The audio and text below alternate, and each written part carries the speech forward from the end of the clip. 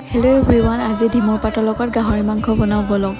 এইফালে মই কেৰাহী পাতি দিলোঁ। এইফালে কি লৈছোঁ দেখিছেই নহয়, আলু খোৱা যিহেতু মানুহ নাই সেইকাৰণে দুটাই লৈছোঁ। এইফালে মই পাতখিনি ধুই মেলি ৰেডি কৰি লৈছোঁ।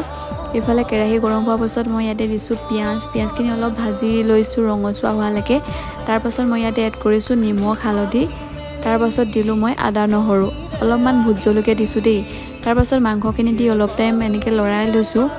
মাংসখিনি অলপ সিজিবলৈ দিয়াৰ পাছত মই ইয়াতে এড কৰিছোঁ 2টা আলু। যিহেতু আলু খোৱা মানুহ বেছি নাই, অকল ময়ে। আলু সিজাৰ পাছত ইয়াতে মই দিছোঁ এতিয়া কাটি থোৱা ডিমৰ পাতখিনি। আপোনালোকে বাৰু খাইছে নাই ডিমৰ পাতৰ লগত গাহৰি মাংস জনাবচোন। এইফালে এতিয়া ডিমৰ পাতখিনি দি পিনে লৰাই লৈছোঁ। এইফালে মাংস ৰেডিয়ে হৈয়ে গৈছে। এইফালে ইয়াতে মই দিছোঁ ঘৰুৱা মছলা 1 চামুচ, যিহেতু মই পেকেট মছলা ইউজ কৰা নাই। লাষ্টত অকণমান আদা নহৰু দিলোঁ।